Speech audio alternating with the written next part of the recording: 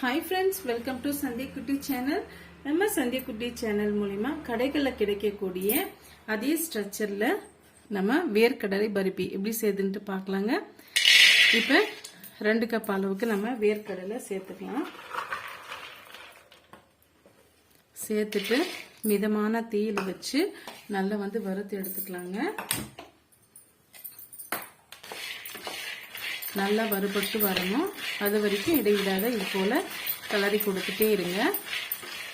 எந்த அளவுக்கு வறுபட்டு வரணும்னு சொல்லிட்டு நான் சொல்றேன்.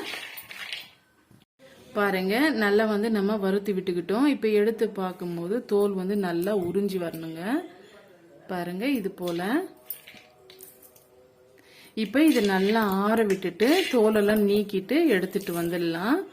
ஒன்றும் பாதியமா உடைச்சிட்டு நம்ம எடுத்துக்கலாங்க. அது எப்படி நான் உடைச்சி எடுக்கணும்னு சொல்லிட்டு நான் காமிக்கிறேன். ஃபர்ஸ்ட் இந்த தோலெல்லாம் நம்ம உதிர்த்துட்டு எடுத்துட்டு வந்துடலாங்க. பாருங்க இப்போ இது உதிர்த்தி எடுக்கிறதுக்கு ஒரு ஈஸியான மெத்தட் நம்ம சொல்ல போறோம். இப்போ ஏதானா நீங்க பாருங்க மேரேஜ்லாம் இது போல பேக் தருவாங்க.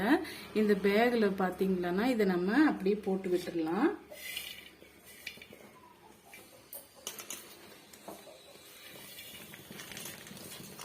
முழுமையா சேர்த்து விட்டுருங்க.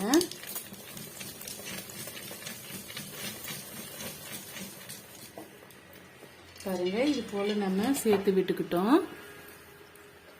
இப்ப எல்லா வேர்க்கடலையும் இதுக்குள்ளதான் இருக்கு. இப்ப பாருங்க நம்ம என்ன பண்றோம்ட்டு பாருங்க இது போல செய்து வச்சுக்கிட்டு இந்த முடிப்பு பக்கம் இது மாதிரி புடிச்சு விட்டுக்குங்க. புடிச்சிட்டு இது போல நீங்க நல்லா தேய்ச்சி விட்டீங்கன்னா அந்த மேல இருக்கிற தோல் எல்லாம் நல்லாவே ரிமூவ் ஆயிட்டு வந்துருங்க. நம்ம கஷ்டப்பட வேண்டிய அவசியமே இல்லை.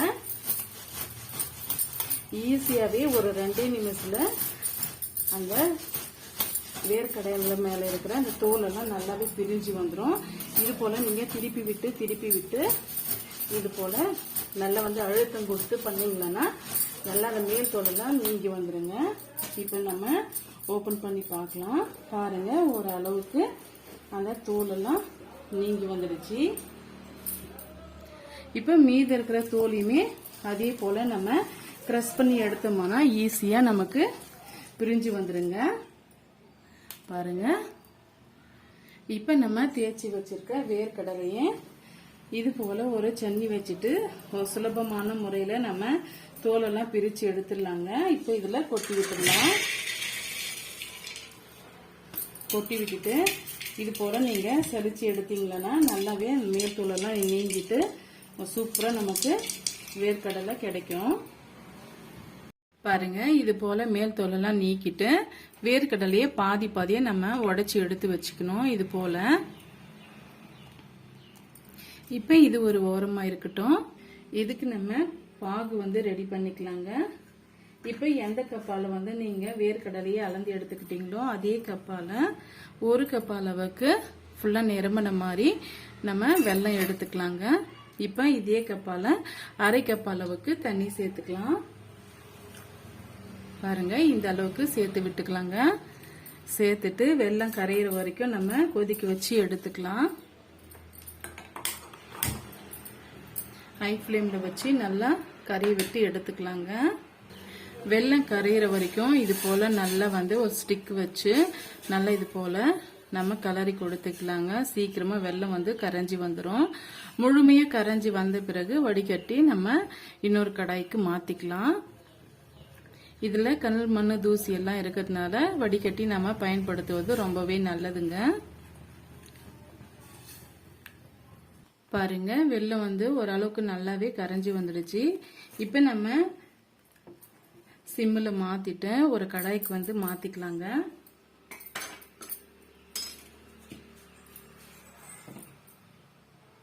இப்போ எந்த கடாயில நீங்க செய்றீங்களோ அந்த கடாய்க்கு இதை மாத்தி விட்டுக்கலாம். ஒரு சன்னி கரண்டியை வச்சு இது போல வடிகட்டி எடுத்துக்கோங்க.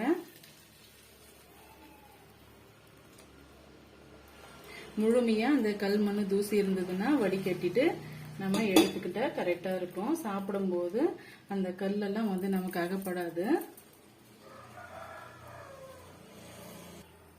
இப்போ பாத்தீங்கன்னா மீடியமான ஃப்ளேம்ல வச்சு நல்லா மிக்ஸ் பண்ணி கொடுத்துட்டே இருங்க. ஒரு திக்கான பதம் வந்த உடனே எந்த பதத்துக்கு நம்ம வேர்க்கடலை சேர்க்கணும்னு சொல்லிட்டு நான் சொல்றேன். நல்லா வந்து நுரை கப்பிட்டு நல்லா பொங்கி வரணுங்க. அதுதான் வந்து கரெக்டான பக்குவம்.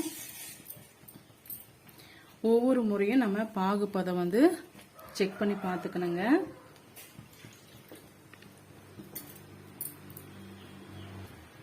பாருங்க ஓரளவுக்கு திக்காயிட்டு வருது பாருங்க. இந்த ஸ்டேஜ்ல கொஞ்சமா நம்ம தண்ணியில விட்டு பார்க்கலாம். பாருங்க இன்னுமே வந்து கரைஞ்சி தான் வருது. நல்லா வந்து திக்கான பதத்துக்கு வரணும். திரும்பவுமே நம்ம எடுத்து விட்டு பார்க்கலாங்க. எடுத்து விடும் போது ஒரு கம்பி மாதிரி ஃபார்ம் ஆயிட்டு வரணும்.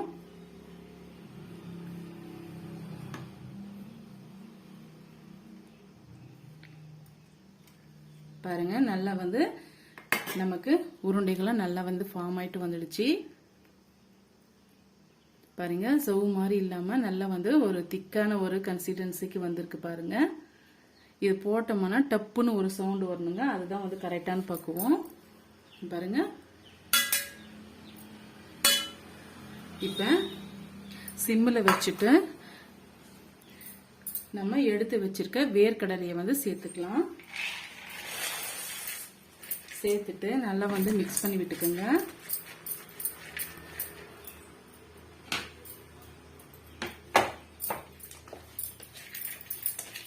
அது ஜவு மாதிரி வந்து இழுத்து வரணுங்க. அதுதான் வந்து கரெக்டான பக்குவம். பாருங்க நல்லா வந்து அந்த ஜவு மாதிரி இழுத்து வருது பாருங்க. டக்குன்னு வந்து நம்ம நெய் தடவின பிளேட்ல வந்து சேர்த்து விட்டுடலாம். ஏற்கனவே இது வந்து சேர்க்கறதுக்கு முன்னாடி வந்து நம்ம நெய் தடவின பிளேட்ல ரெடி பண்ணி வச்சுக்கணுங்க. பாருங்க சூப்பரா வந்து நமக்கு ரெடி ஆயிடுச்சு. இப்ப நெய் தடவின பிளேட்ல சேர்த்து விட்டுக்கலாம்.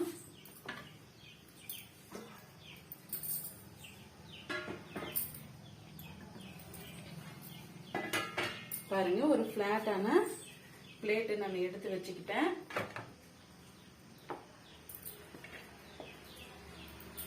எல்லா வேர்க்கடலையும் நம்ம சேர்த்தாச்சுங்க.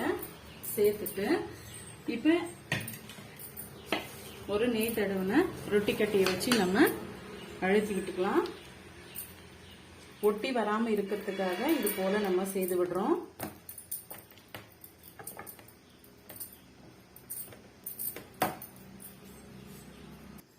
பாருங்க நல்லா வந்து நம்ம தேய்ச்சி எடுத்துக்கிட்டோம். இப்ப மிதமான ஹீட்லயும் வந்துருச்சு. இந்த ஹீட்லயே வந்து நீங்க கட் பண்ணி வச்சுக்கோங்க. இல்லைன்னா வந்து ரொம்ப ஹார்ட் ஆயிடுச்சுன்னா கட் பண்ண முடியாது.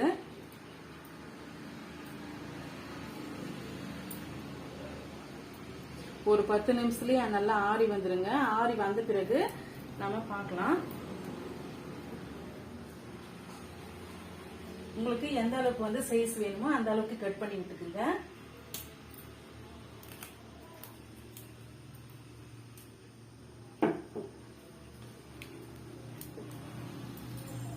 நான் வந்து ஸ்கொயர் ஷேப்ல கட் பண்ணி விட்டுக்கிறேன்.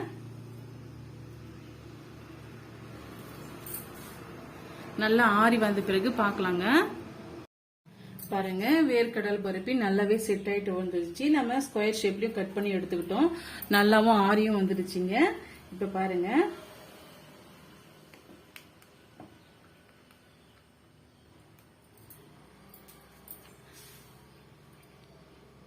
இப்ப ஒவ்வொரு பீஸுக்குள்ள அதே மாதிரி நம்ம கட் பண்ணி எடுத்துக்கலாம்.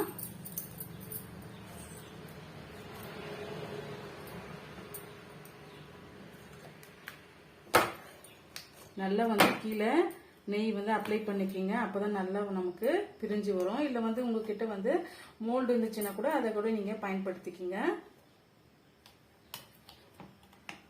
நம்ம பிளேட் வந்து யூஸ் பண்ணி இருக்கிறதுனால கீழே வந்து ஒட்டி வருதுங்க. பாருங்க சூப்பரா ரெடி ஆயிடுச்சு. இதே போல எல்லா பீஸுகளையும் நம்ம எடுத்துட்டு பார்க்கலாம். ரொம்பவே டேஸ்டியான மொறுமொறுப்பான கடலை மிட்டாய் வந்து சுலபமான முறையில நம்ம சந்தியக்குட்டி சேனல் மூலமா பார்த்துருக்கோங்க. ஈஸியான மெத்தட்ல வந்து ரொம்பவே அருமையா நம்ம செய்திருக்கோம். இந்த ரெசிபி வந்து உங்களுக்கு பிடிக்கும்னு நினைக்கிறேன். பிடிச்சிருந்தா மறக்காம சந்தியக்குட்டி சேனலுக்கு சப்ஸ்கிரைப் பண்ணுங்க, லைக் பண்ணுங்க, ஃப்ரெண்ட்ஸ் அண்ட் ஃபேமிலியோட நிறைய ஷேர் பண்ணுங்க. தேங்க்யூ.